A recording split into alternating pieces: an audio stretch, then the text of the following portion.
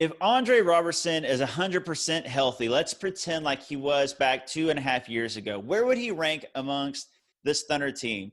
To me, Chris Paul's the guy, then Shea, Gallo, and then Schroeder. And then I would slot in Adams. But to me, Dre is right there close to Adams. I have him right after Adams. To me, Dre at full strength is better than Nerlens Noel. He's better than Lou Dort and anybody else on the bench.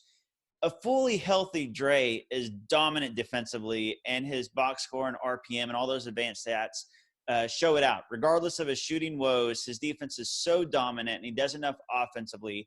He's a big help to this Thunder team if he's healthy.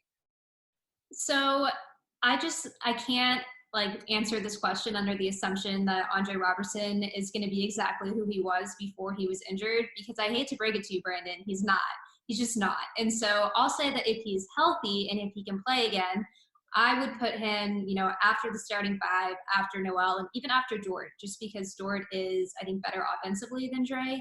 And so even if Dre comes back as a really strong defender, he's still lacking on the offensive end for me. So I'm still going to put Dort ahead of him.